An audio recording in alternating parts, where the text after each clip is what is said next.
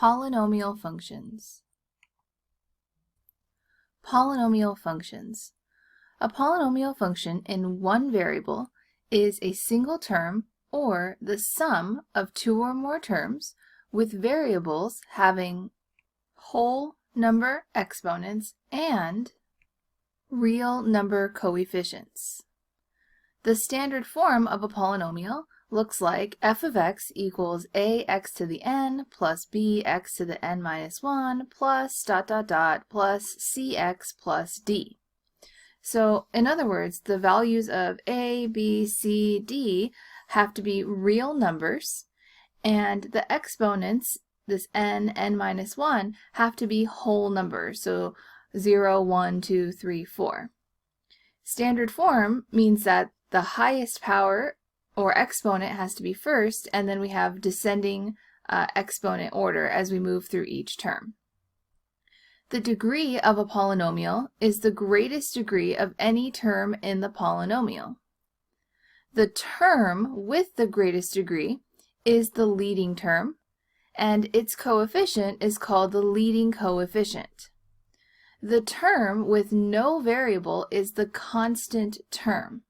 So in this standard form of a polynomial, the value of d has no variable, so that is the constant term.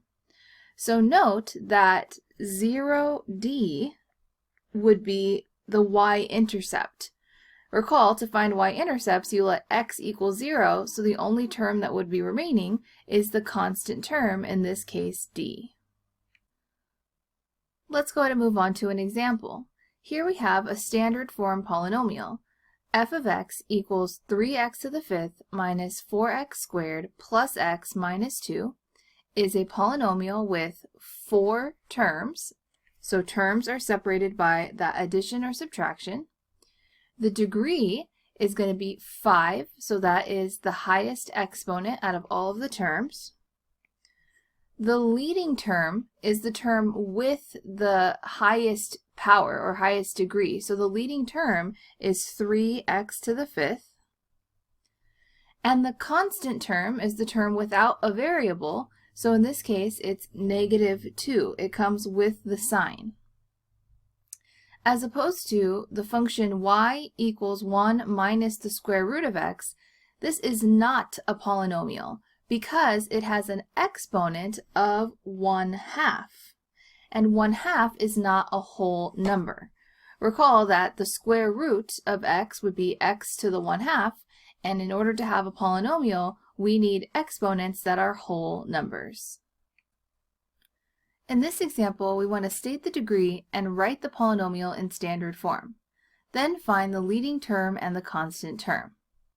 In part A, we have f of x equals 5 minus pi x plus 1/3 x squared minus 2x to the fourth.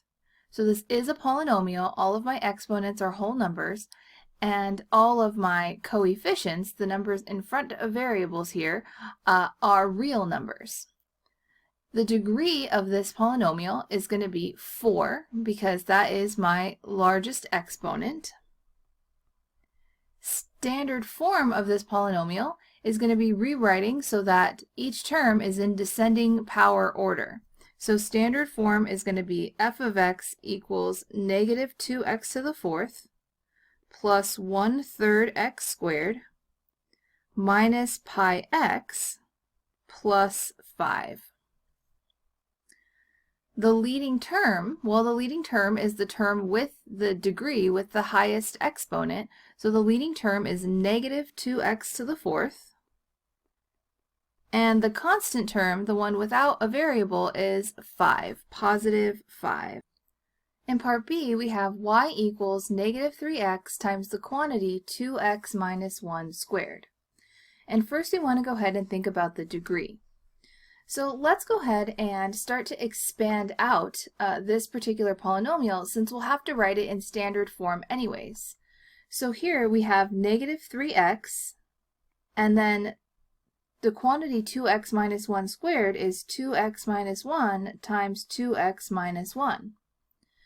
Now here, if I think about 2x minus 1 times 2x minus 1, I can distribute all of that out. So I'd have that negative 3x in the front, I'd have 4x squared, and then outer and inner is going to be minus 2x, so minus 4x plus 1.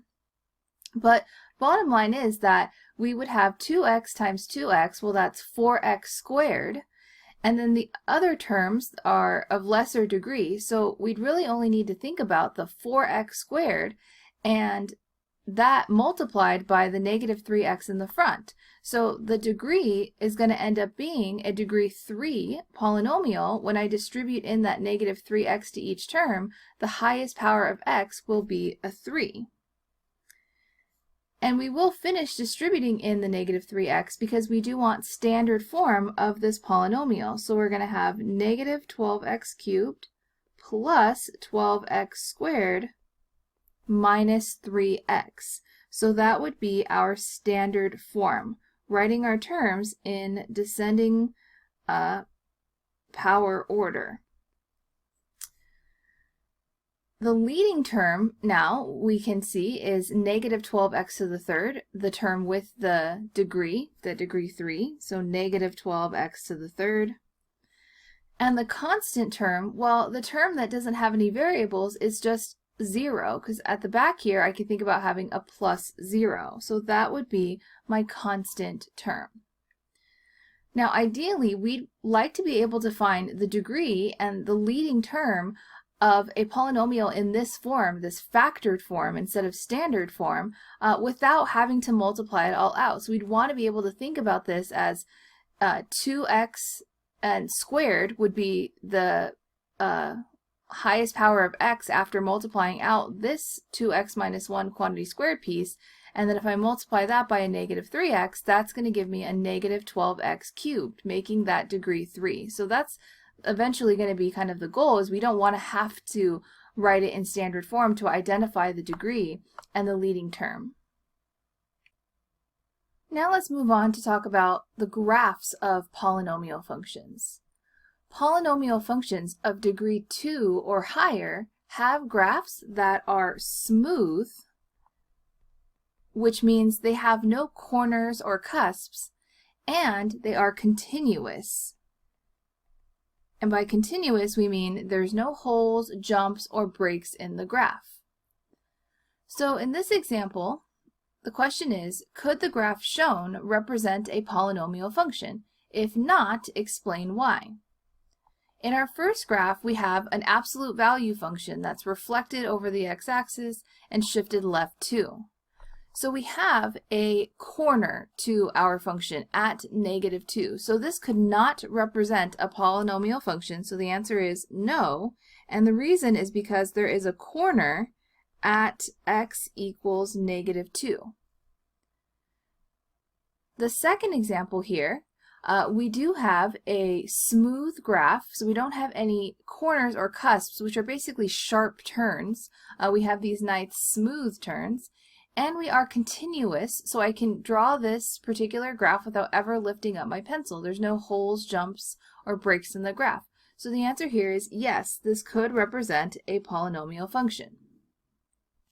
Finally, this last example, I have these 3 pieces to my function, and they're separated by vertical asymptotes at negative 3 and at 2.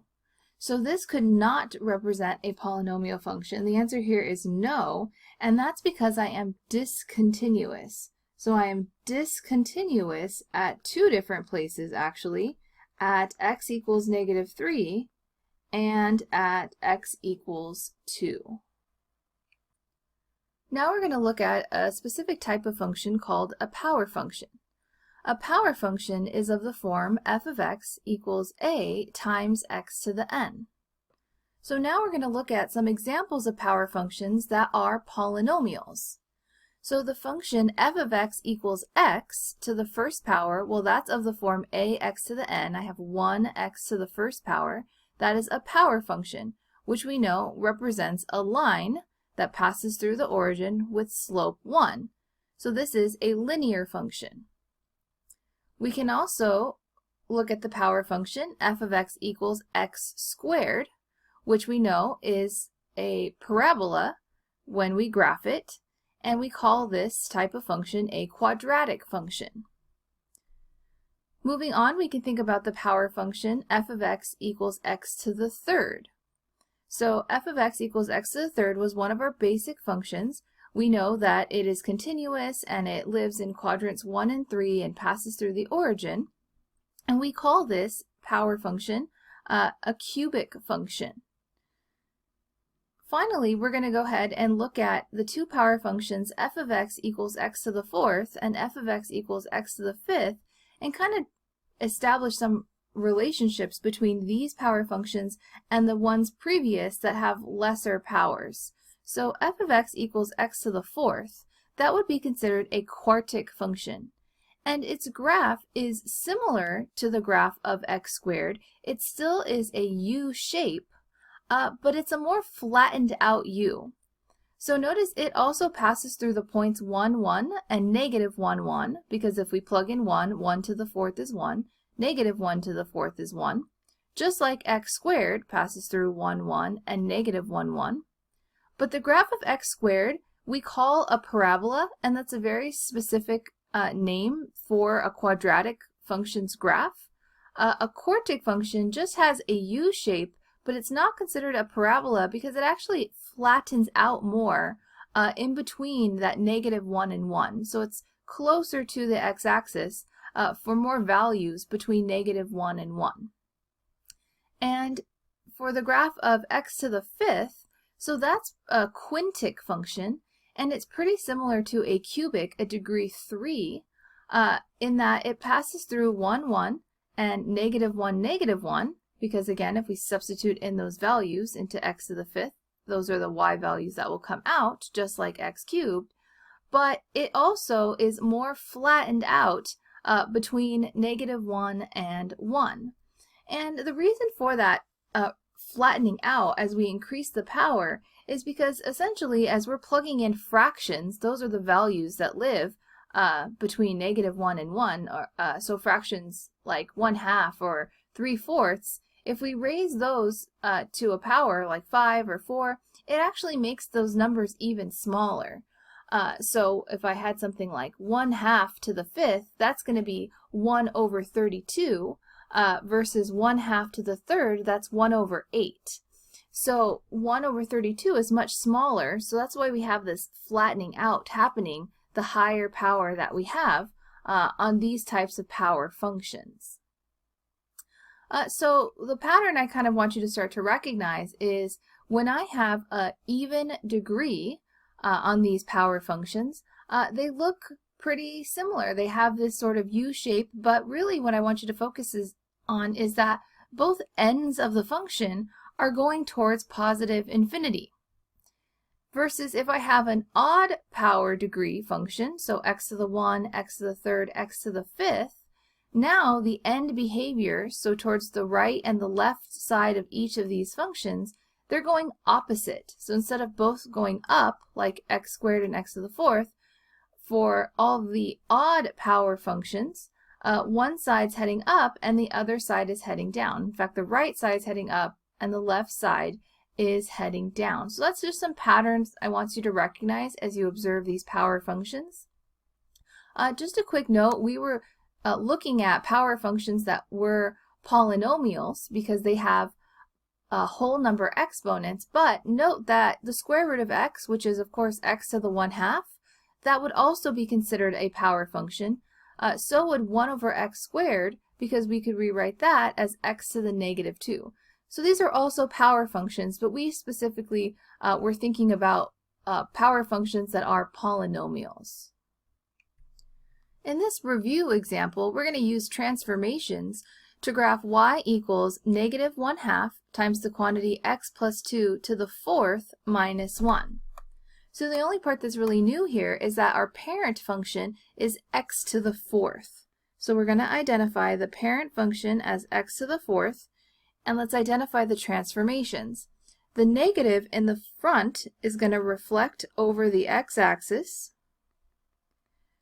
The 1/2 that's multiplied in the front is going to give us a vertical compression by 1/2.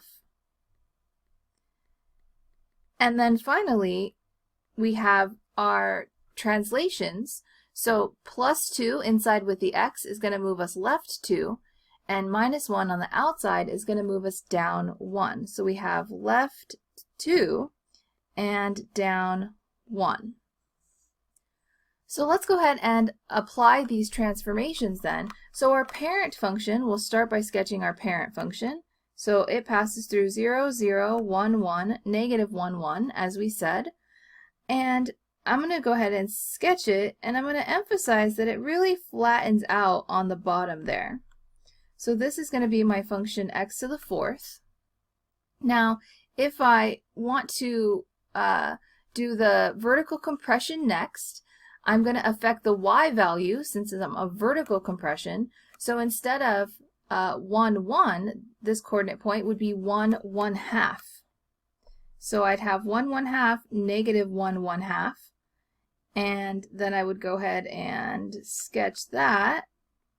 Kind of looks like it's running into each other a little bit. So this is 1/2 x to the 4th. It doesn't intersect, it kind of just looks like it does there. And then we're going to reflect it over the x-axis next. So our reflection over the x-axis, we're going to still pass through 0, 0. Now it won't be so cluttered. We're going to have 1, negative 1/2, negative 1, negative 1/2. And then again, I'm going to try to make it look like it flattens out more near the x-axis. And then we'll move everything left 2 and down 1. So we're going to go ahead and move our vertex negative 2 and then down 1. So negative 2, negative 1, and then we'll have our other coordinate points that are just a half unit away below it. And then we'll go ahead and connect those, again trying to make it look a little flatter on the bottom. So this is going to be our final graph here of y equals negative 1/2 x plus 2 to the 4th minus 1. And then we'll label this was negative 1/2 x to the 4th. So very similar to what we did with our other parent function. So now we're just trying to identify this new parent function x to the 4th, which is a little bit more flattened out. And we just want to do our best to emphasize how it really does flatten out more than the graph of x squared. So in our last example, we graphed a higher degree polynomial, a quartic polynomial, using shifts in the graph and transformations. But what if we have a higher degree polynomial in standard form? That whole ax to the n plus bx to the n minus 1, etc. How would we graph something that looks like that? Well, we're going to kind of break that apart into pieces. So we're going to start by determining what we call the end behavior for a polynomial function that looks like y equals ax to the n plus ... plus a bunch of terms. And we don't really care what those other terms are because we're going to determine this end behavior using the leading coefficient test. So the leading coefficient test is first going to have us think about the degree of the polynomial, whether the degree is even or odd. So if I have an even degree polynomial, so n in this case is even, then there's two possibilities at that point for the value of a being the leading coefficient. A could either be greater than 0, meaning a is positive, or a could be less than 0, meaning a is a negative value. So my tip for this is to think back to our familiar function y equals x squared. This is an even degree with a positive leading coefficient. The leading coefficient is 1. So if we want to describe its end behavior, well, the ends of x squared are both pointing up. So the right side is pointing up and the left side is pointing up. So those are the only parts we want to think about in terms of x squared are the ends, because we don't know what happens in the middle. So I'm kind of just going to put like a wavy dotted line because we don't know what happens in the middle. So in general, if I have an even degree with a positive leading coefficient, the left side and the right side point up. Now if I have a negative leading coefficient, then I would think about instead y equals negative x squared.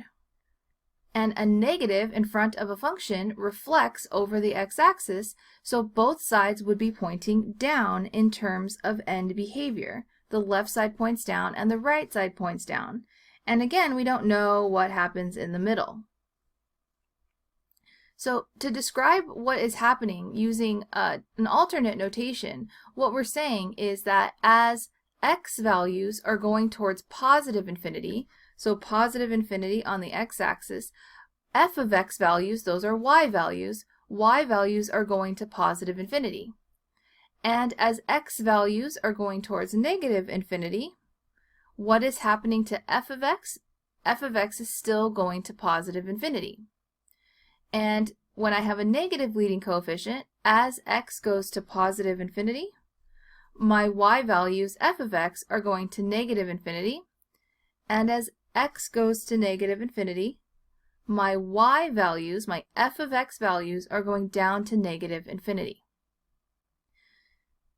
The other possibility is if I have an odd degree leading term. So in other words, if n is odd. And then we have the two choices of a, the leading coefficient, to be positive or negative.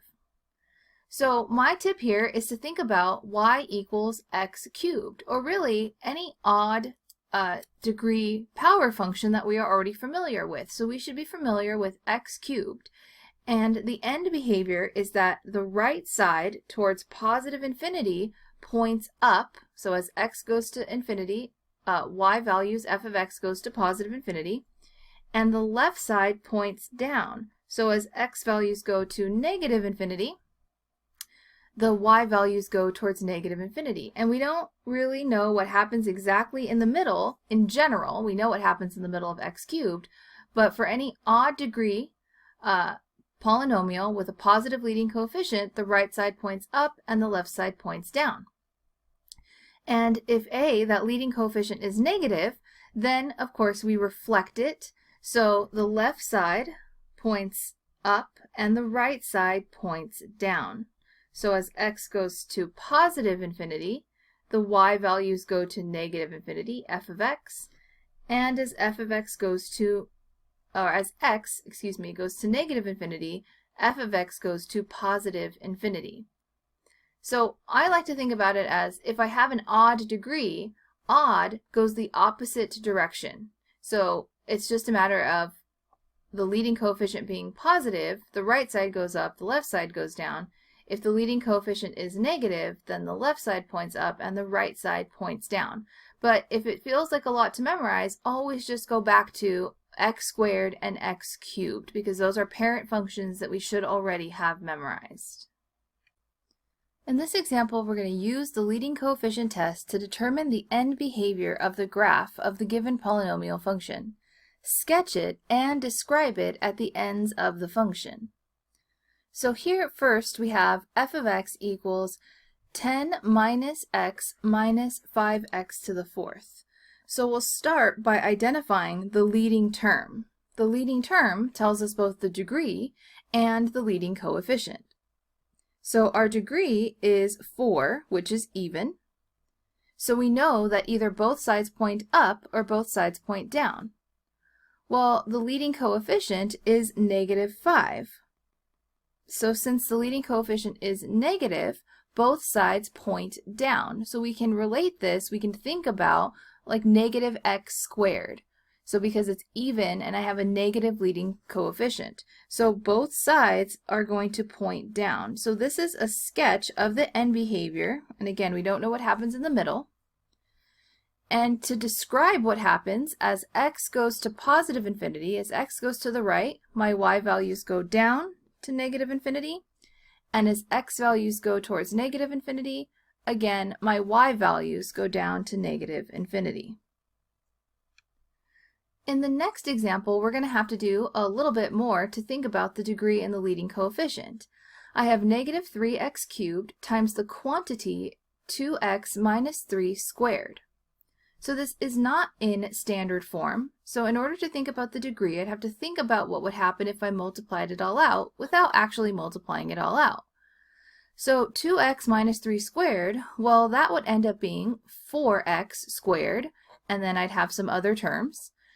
But that 4x squared would be the highest term for that distribution, and when I think about multiplying 4x squared times negative 3x cubed, I'm going to end up with a degree 5 overall.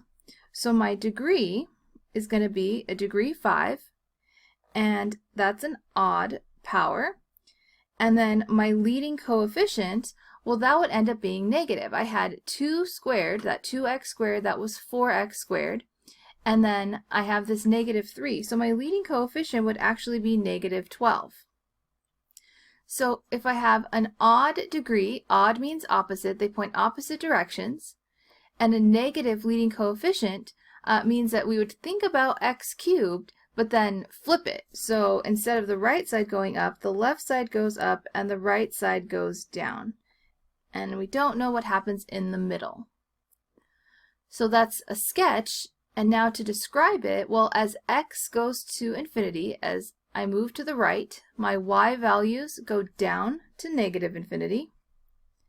And as x values go towards negative infinity to the left, my y values go up to positive infinity. And in our last example, we have f of x equals 3x squared times the quantity x plus 2 squared times the quantity x minus 1 squared. We definitely don't want to have to multiply all this out and write it in standard form to find the degree.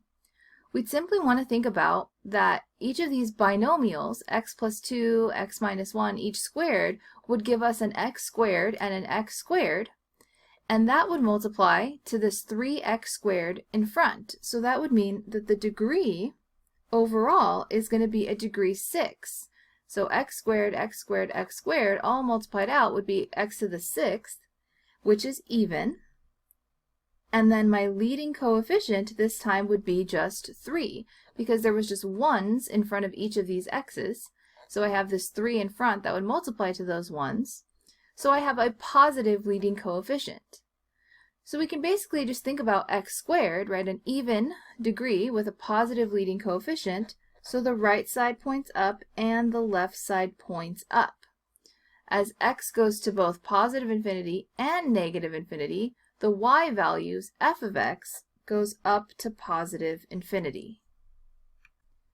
Now that we've covered the end behavior of the graph, we want to think about real zeros and their connection to the graph. So if I have a function, f, and r is a real number for which f of r equals 0, then r is called a real zero of f. Now we're going to talk about these zeros and what are called their multiplicities. So let's say we're given a polynomial, f of x equals a times the quantity x minus b to the n times the quantity x minus c to the m times the quantity x minus d to the k. Here this is a polynomial, but not in standard form.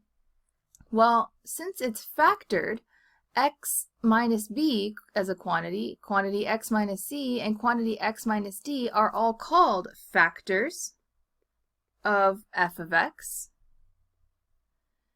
And therefore b, c, and d are solutions to the equation f of x equals 0. Now, these solutions, b, c, and d, are again called real zeros. We just defined that above, but they are real zeros of multiplicities n, m, and k respectively.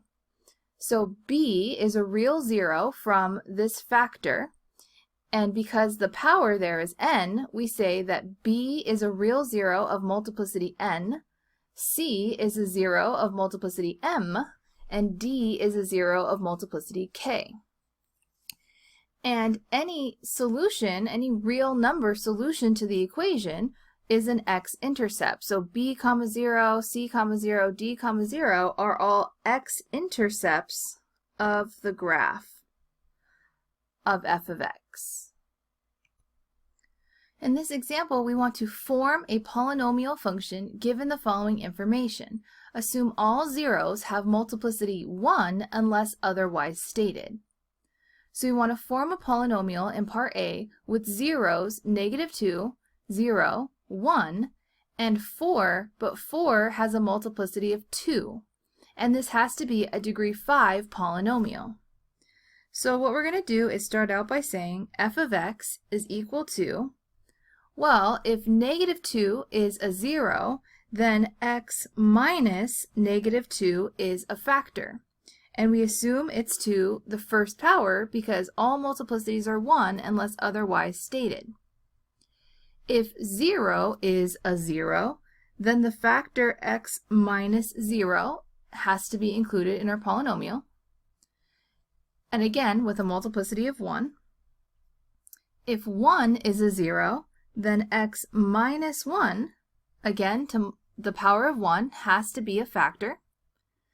And then lastly, to have 4 as a factor with a multiplicity of 2, we need a factor that looks like x minus 4 as a quantity squared. And if I simplify this a little bit, or at least clean it up a little bit, I'm going to put that x minus 0 to the first in front, so that's just x. And then I'll put x plus 2 from x minus -2. Then the factor x minus 1, followed by the factor x minus 4 squared. So if we multiply this all out, which we won't, we don't have to, we can tell just by looking this is a degree 5 polynomial. I have x to the first, x to the first, x to the first, and here it would be x squared. So altogether I have x to the 5th would be my degree. And then in part B, we have to create a polynomial with zeros, -1, 1, and 3. So we just assume they're all multiplicity 1, and this polynomial needs to have degree 3 overall. So we're looking at f of x equals x, and then we'd have minus -1, so we want to be able to jump straight to x plus 1. And then our other factors will be x minus 1, and x minus 3 to ensure that we get the zeros of 1 and 3, all with multiplicity 1.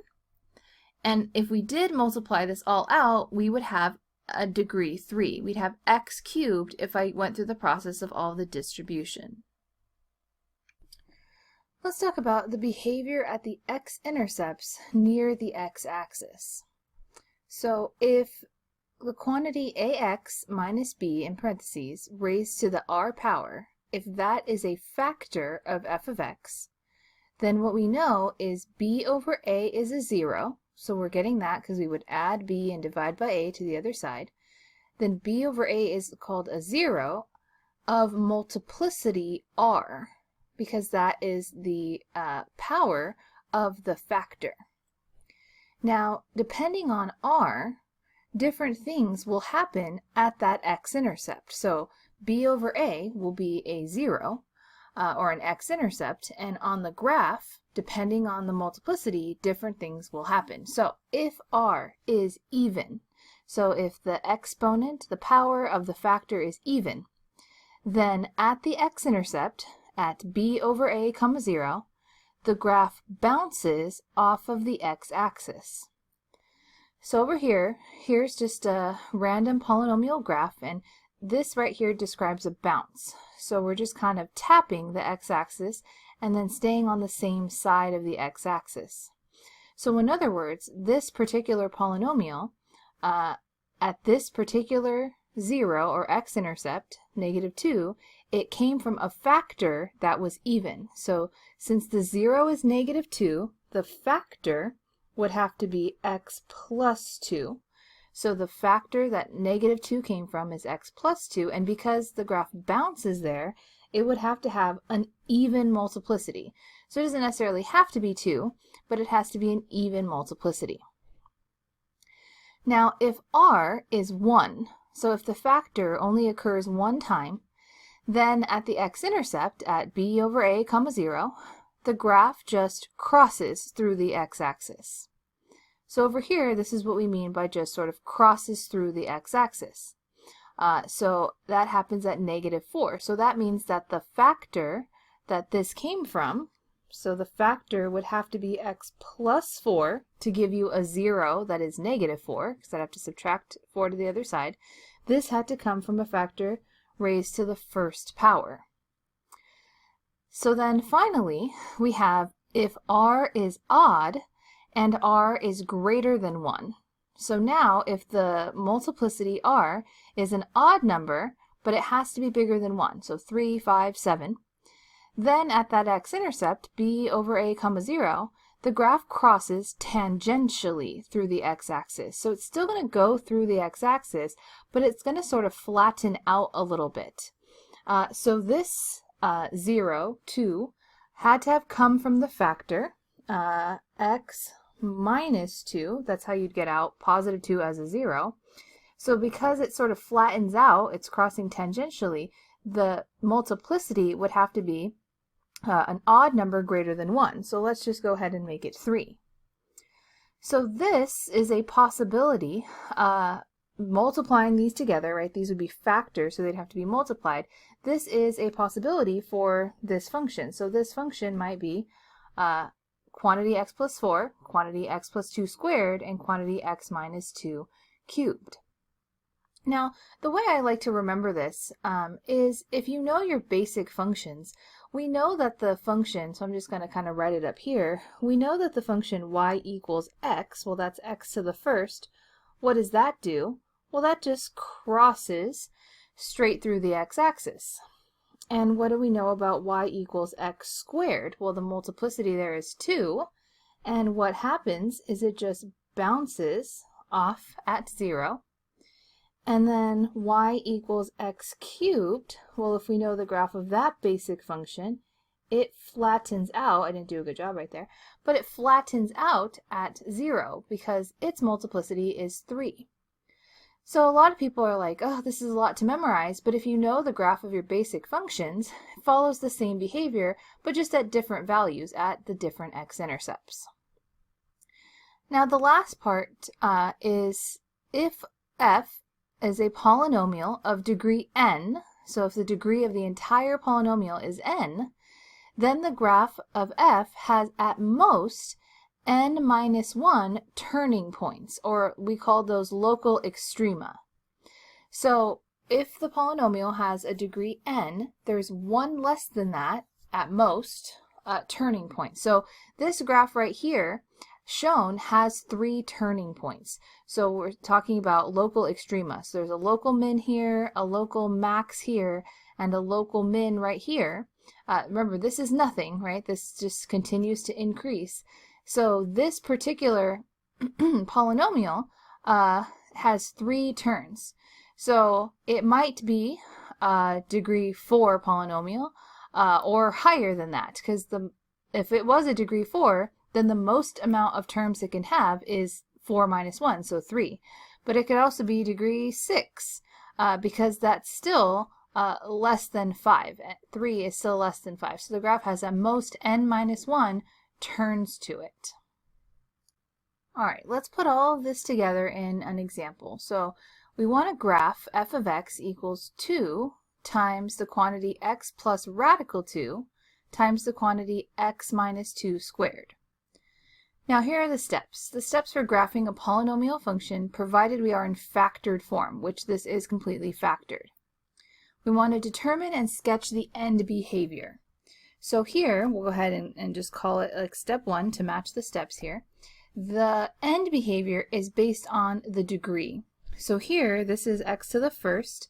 This is going to be x squared. So the total degree is going to be x cubed, like if I multiplied it all out. And the leading coefficient of that leading term is going to be 2 if I multiply everything out. So my leading term is going to be 2x cubed. So if I have a odd degree with a positive leading coefficient, I should just think about the regular graph of x cubed. Well, the right side points up and the left side points down. We don't exactly know what happens in the middle yet with this graph, but we're just describing the end behavior.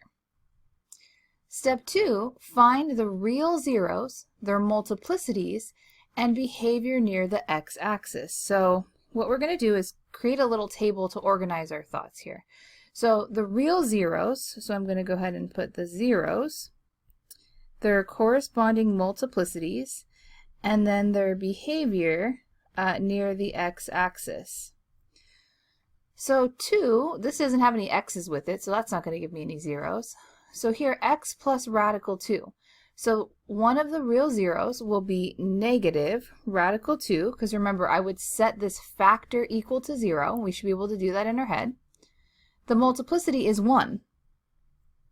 So the behavior near the x-axis is that it's going to cut through the x-axis. So if the multiplicity of the power is 1, it's going to act just like y equals x. So it's going to cut through the x-axis, right? So you can write the word cut, or maybe just draw like a little line to remember it's just going to go straight through. The second zero is going to be positive 2. If I set x minus 2, if I set the factor equal to 0, I'll get positive 2. The multiplicity is 2, which is the power of the factor. And if the multiplicity is 2, then we're going to have to bounce off the x-axis. So I could either bounce up or bounce down. With cutting, I can either cut, with the positive or like a negative sloped line. So we, again, write the word, or you can think about the graph. And now we're going to go ahead and start to put all of this together. So we want to plot the x-intercepts and the y-intercept. So remember, to find a y-intercept, we set x equal to 0. We really already have the x-intercept. So for part 3, the x-intercepts are going to be negative rad 2, 0, and 2, 0. So that's the real zeros. Those are x-intercepts. The y-intercept, we would have to plug 0 into these x's. So to find the y-intercept, f of 0, that's 2 times rad 2 times 4. If I plug in a 0 here, negative 2 squared is 4. So I have 8 radical 2. So my y-intercept is 0, 8 radical 2. All right, so let's go ahead and start by plotting those values. So we have negative radical 2. And so that's a little bit more negative than negative 1. So I'm going to go ahead and plot it right here, negative radical 2. And one of the things I like to do is remind myself what's going to happen there. So I'm going to cut the x-axis there. So what I'm going to do is put a little c to remind myself what's going to happen there. I'm going to cut there. My other x-intercept is 2, 0. So I'm going to go ahead and plot that, make it a little bigger. That's a 2. And my behavior there was I was going to bounce, so I'm going to put like a little b to remind me what happens there. And my y-intercept is 0, 8 radical 2. So notice the y-axis isn't labeled. So we can just, that's a positive number. So it's not going to be to scale. We're just going to go ahead and label this up here as 8 radical 2. So we plot the x-intercepts, the y-intercept, and then we're going to sketch with all the behavior. So we only sketch the end behavior over off to the side. Well, I want to go ahead and sketch the end behavior on the graph. It's going to point up and to the right, and I want to be sure to be on the right-hand side of any x-intercepts. And then it's going to fall down into the left. So it's going to go ahead and fall down here. So now I want to go ahead and sort of put it all together. I like to go ahead and start from left to right. I'm going to pick up at my end behavior, and I'm going to head towards my graph, or towards my x-axis, knowing that I'm going to have to cut through the x-axis, and then I have to go through my y-intercept. Now, I don't know exactly what the graph's going to look like. I just know that I have to go through this point up here. So I'm going to give you some options. Some people want that to be the highest point. You can do that. That's fine. You could also sort of go straight up here and curve back down. I'm going to start over again because it's starting to look ugly.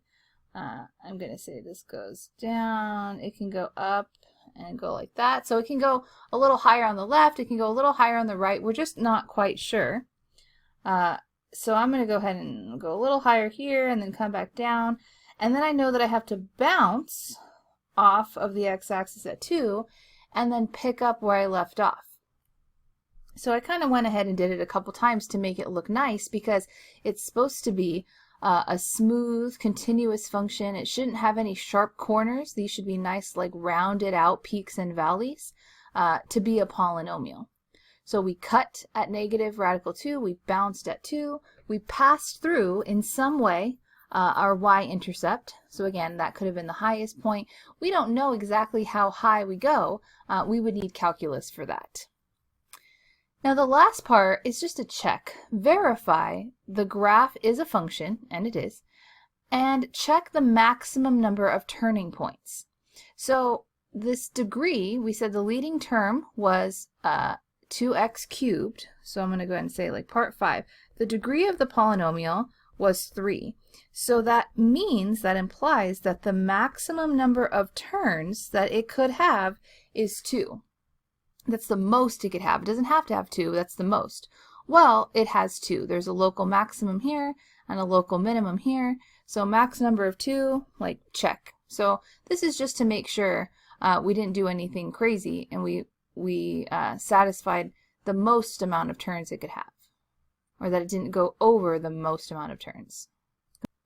All right, let's go ahead and graph another one of these. So we have negative 1/2 x times the quantity x plus 2 times x minus 4 squared. So we want to start with the, finding the end behavior. So we need the degree, or we need the leading term really. So the leading term here is going to end up being negative 1/2. If I multiply all the x's, I'm going to have a coefficient of negative 1/2. So leading term is going to be negative 1/2, and then x raised to the 4th power. So I have x to the first here, x plus 2 to the first here, and then here x squared. So if I multiplied it all out, I'd get an x to the 4th. Well, if I have an even degree and a negative leading coefficient, think about negative x squared. It's going to have my end behavior pointing down on both sides, and I'm not quite sure what's happening in the middle yet. Now we move on to finding the zeros and their multiplicities and their behavior.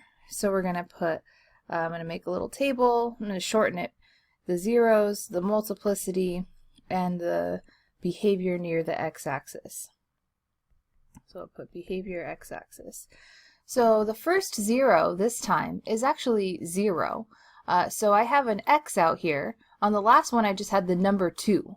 Here I have a negative 1/2 x, or another way to think about it is this is like x minus 0 to the first. So the 0 here is 0. So here I'm going to start with 0. The multiplicity is 1, and it's going to have to cut through the x-axis. From the second factor with x in it, I have x plus 2, so the 0 would be negative 2, if I set that equal to 0. Negative 2, multiplicity, the power of that factor is 1, so I'm going to cut the x-axis. And x minus 4 will lead to a 0, a real 0 of 4. The multiplicity is 2, and it's going to bounce off the x-axis because that's an even number. Now let's go ahead and identify the y-intercept. I mean, this is all just kind of scratch work for us here. So we know these zeros are also x-intercepts because they are real zeros. So to find the y-intercept, we're going to let x equal 0. Well, if I let x equal 0, if I do f of 0, I'm going to get negative 1/2 times 0. And then, I mean, it is 2 to the first and then negative 4 squared, but it doesn't really matter. 0 times anything is 0. So my y-intercept is 0, 0, which makes sense because I have an x-intercept that is 0. And then now let's go ahead and plot all of this. Let's go ahead and plot the x-intercepts first. That's what I always start with. So the x-intercept of 0, what happens there is I'm going to cut, so I'm going to put a little c. Negative 2, I'm going to cut there, so I'm going to put a little c. At 4, I'm going to bounce, so I'm going to put a little b. And then that is already plotting the y-intercept. And now we are going to go ahead and graph the end behavior. So the right side is going to go down. So I'm going to start just barely on the right of negative 2, and on the left of negative 2, excuse me, and then on the right of 4, so my end behavior is going down. And then let's go ahead and start on the left-hand side, pick up where you left off, and make sure we're following the x-axis behavior. So at -2 we're going to cut, so I'm going to pick up and just cut through. And then again, we don't know how high we go here. So we do know we're going to have to turn because we have to cut through 0. So I'll just go a little bit higher up, and then I'm going to turn myself and cut through 0. And then we're going to have to go over here and bounce off of 4. So I'm going to have to turn again to bounce off at 4. So I'm going to turn here, nice and smooth, bounce off of 4, and then go back down. So try to round this out a little bit. So here is my graph, a sketch of my graph, because I don't know quite how high this goes or how low this goes, but I do know this is the general shape. And let's just check the maximum number of turning points. Well, the degree was 4, so that means the max number of turns, the most it can have, the max number of turns is 1 less than that, so 3. And this has 3 turns. So this is a turn, this is a turn, and this is a turn. So it satisfies it has the maximum number. It could have had 2, 1, or 0, but it satisfies the maximum number of turns. In this example, we want to graph -x squared times the quantity 2x minus 7 squared times the quantity x squared plus 1 times the quantity x plus 5 cubed. So let's start by finding the leading term. So here we have -x squared, and here we have 2x minus 7 squared. So this 2x would get squared, and that would mean I'd have a 4x squared times this -1. So I'm going to have a leading coefficient of -4. So the leading term will have a leading coefficient of -4. And then let's think about all the x's. So x squared, here we're going to have an x squared, so that's x to the 4th. We have another x squared, that's x to the 6th. And then x to the 3rd, so we're going to have x to the 9th. -4x to the 9th. So we have an odd power. So odd means opposite. So we're going to have opposite end behavior. And then negative is going to flip it so that the left side points up and then the right side points down. So we're like thinking about flipping x cubed. An odd power, but with a negative in front, would flip it. Now, in terms of the zeros, we're going to think about the zeros, their multiplicity, their x-axis behavior. So the first 0 is going to be 0 from this x squared term. So 0 with a multiplicity of 2, therefore it will bounce off the x-axis. The next factor, 2x minus 7, is going to give us a 0 of 7 over 2. So we have 2x minus 7. If I set that equal to 0, I'm going to get 2x equals 7, or x equals 7 over 2.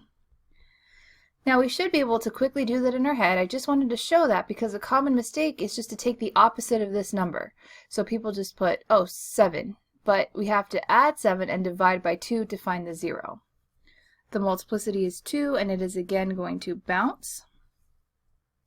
Now this next factor, x squared plus 1, this can't be factored any further because this is a sum of squares, and it's actually not going to give us any real zeros. So if I tried to set x squared plus 1 equal to 0, I get x squared equals -1, or x equals plus or minus I, because I would take the square root of -1, and that would give me an imaginary number.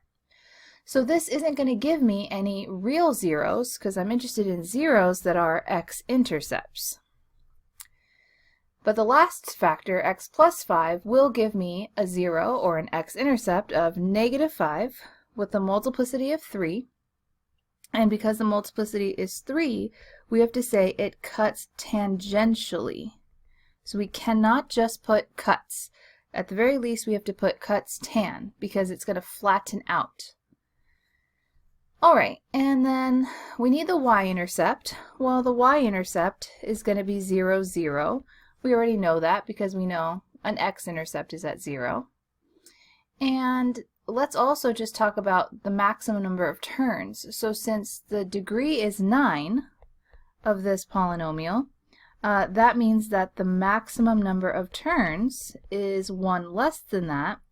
So the most it can turn is 8 times. All right, let's go ahead and graph all this. So the x-intercepts first, so I like to start with that. We have 0 as an x-intercept. If the multiplicity is 2, it bounces. 7 over 2, well 7 over 2 is 3.5. 2 goes into 7 3.5 times, so we have 3.5 over here, that's 7 over 2, where it is also going to bounce.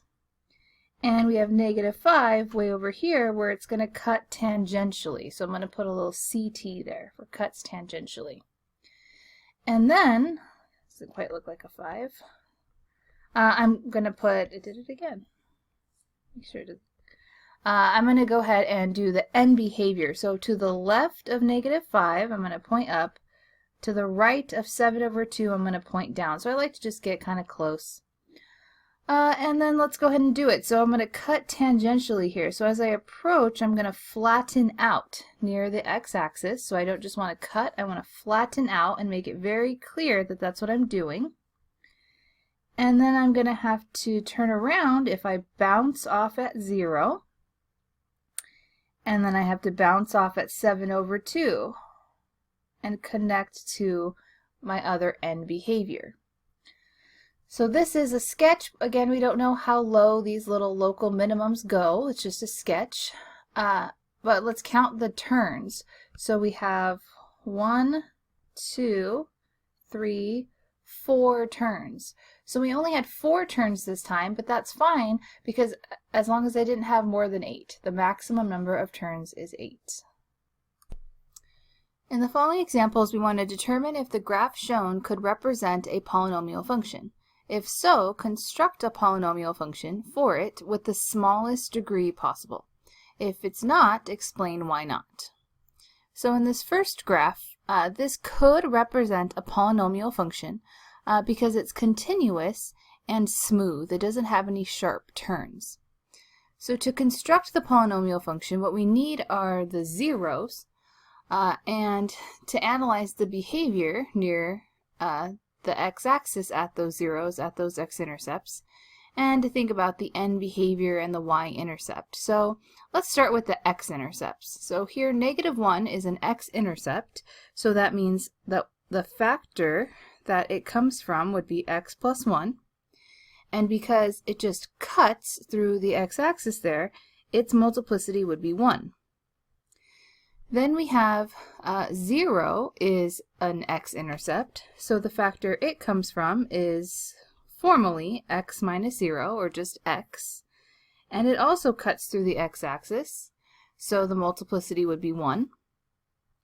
And then 4 is a 0, or x-intercept, but it bounces off the x-axis, so when we create its factor, it's going to be x minus 4, and then it's going to have to be an even power, but we want to do this with the smallest degree possible. So we're going to put 2 for the multiplicity of the factor x minus 4.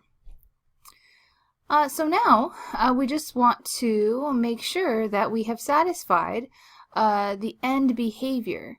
So here, this polynomial, if I multiplied it all out, it would be x, and x squared, so x to the 4th. Well, it would be positive x to the 4th, and these ends are pointing down, so we would need a negative leading coefficient. So here I'm going to go ahead and call this function f of x, so this is some function f of x, and I'm just going to multiply it by a negative in the front. And I want to make sure now also that the y-intercept is satisfied. So the y-intercept is 0, 0. And that is satisfied by this x term right here. So to make it look a little bit nicer, it would look like negative. I'm going to put the x first, then x plus 1, then x minus 4 squared. So we usually put the individual variable x, which came from this middle factor, in front, and then x plus 1, and then x minus 4 squared. So the negative needed to be multiplied to the front because it satisfies the end behavior. And the y-intercept is satisfied, because if I plug in 0 here, I will get out a 0. Now looking at the next graph, this too represents a polynomial function because it is continuous and smooth. There's no sharp turns. So let's go ahead and think about what its equation might look like. We'll start with the x-intercepts. So we have -3 as an x-intercept. So that comes from a factor of x plus 3 with a multiplicity of 2 because it bounces, and we want to pick the smallest degree. So 2 is the smallest even degree. The second 0 is at 2 where it just cuts. So we're going to have x minus 2 to the first power. So I'm not even going to write anything there because we know that it's implied a 1 if we don't. And let's go ahead and check the end behavior right now. So the end behavior, the right side is pointing up, the left side is pointing down. If I look at what I've created so far, I have x squared and x, so a total of x cubed. Well, positive x cubed does have the right side point up and the left side point down, so the end behavior is satisfied. So we have the x-intercepts are satisfied by these factors. These factors also happened to satisfy the end behavior without having to do anything like multiply by a negative to flip things. But there's one last piece here, the y-intercept. So the y-intercept needs to be -6. So let's check right now what we have. So we have f of x is currently x plus 3 squared times x minus 2. So let's see what happens when I plug in 0 into that. So what is f of 0? Well, that's 0 plus 3 squared, so 3 squared, times 0 minus 2, so times -2. So we end up with, negative 18. 3 squared is 9, 9 times -2 is -18. We don't want -18 as the y-intercept. We want -6, which is 1/3 of -18. So the only thing that we are allowed to do right now, we can't we don't want to add any additional linear factors because that's going to give us some more zeros, right? We don't want any more zeros, so we want to stick with this idea of multiplying in the front by a coefficient.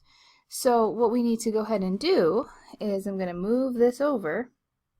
We need to think about, well, what coefficient do I want to go ahead and multiply in the front so that I can make my current y-intercept, -18, into -6? Well, I want to multiply by 1/3. I want to multiply by a 1/3 in the front. Let me erase that, highlight. Because now what that'll do, so now that's not my function. My function at 0 would be 1/3 times 3 squared times -2. So 1/3 times 9 times -2, that's 3 times -2, or -6. So we want to go ahead